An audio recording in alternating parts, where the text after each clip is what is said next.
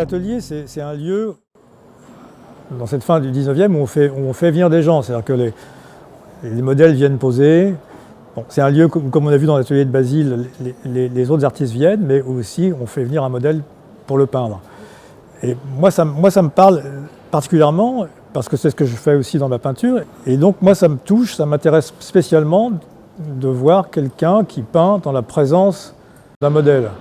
Alors, cette peinture, la Dame aux gants de Carolise Durand, c'est un exemple de ça. Là, il y a quelque chose en plus d'assez posé qui fait le lien avec la photographie de mode. C'est-à-dire qu'on retrouve quelque chose qu'on connaît en fait par la photographie de mode. Parce qu'en fait, le portrait contemporain, c'est le plus souvent en fait de la photographie de mode. En fin de compte, un portrait de femme, c'est souvent une photographie de mode.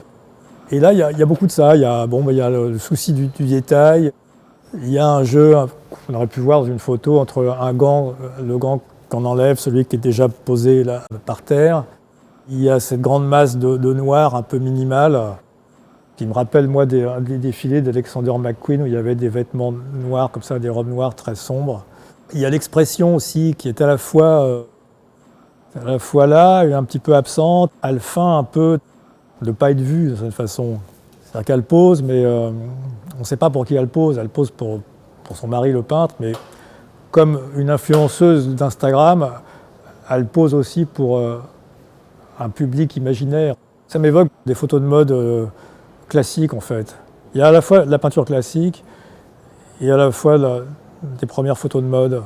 Il y a quelque chose de moins glacé que ce qui serait le cas si c'était une publicité pour l'industrie du luxe. C'est quelque chose d'un peu plus tendre. Mais il y a aussi cette idée qu'on retrouve souvent dans les publicités pour l'industrie du luxe, d'une femme qui serait abandonnée à ses propres dessins, on ne sait pas exactement quoi. Là, elle regarde un peu de côté. Et souvent, c'est ça, quand on voit des pubs pour des sacs, on voit une femme qui a l'air d'être prise par autre chose, alors qu'elle s'expose en même temps. C'est feindre de ne pas être vue et s'exposer en même temps, qui me paraît une attitude contemporaine.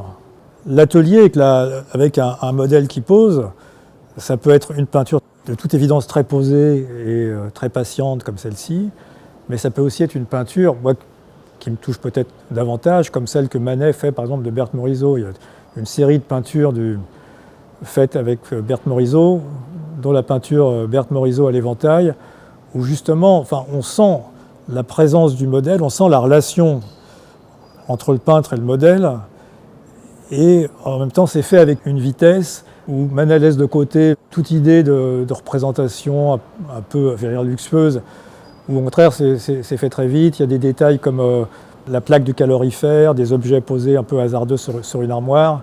Un jeu de relation où il n'y a aucun après. On est à l'opposé d'une image qui serait retouchée de la femme, c'est l'inverse. Et alors à l'opposé de ça, je pense à La naissance de Vénus de Cabanel, qui serait presque comme une image de mode d'aujourd'hui, c'est extrêmement retouchée, où la femme est à la fois dans une sorte de pose sexy, abandonnée, et en même temps avec un côté plastique un peu imaginaire, comme ce que les gens font dans la photographie, où la peau devient une chose presque immatérielle, où il n'y a plus aucun accent, plus aucun accident. Donc cette peinture artificielle, elle est intéressante pour ça, parce que ça correspond à quelque chose qu'on connaît. Comme cette chose étrange des publicités aujourd'hui pour la mode, pour le luxe, où ils sont censés mettre la mention photo retouchée. Cette naissance de Vénus, ça serait vraiment l'excès même d'une image retouchée. Et en même temps, avec aussi une charge quand même sexuelle. On est sûr aussi que Cabanel a certainement fait poser un modèle pour faire cette peinture. Il ne l'a pas inventé, parce que la pose est quand même très réelle. C'est une femme réelle, retouchée, pour la rendre comme ça un peu immatérielle.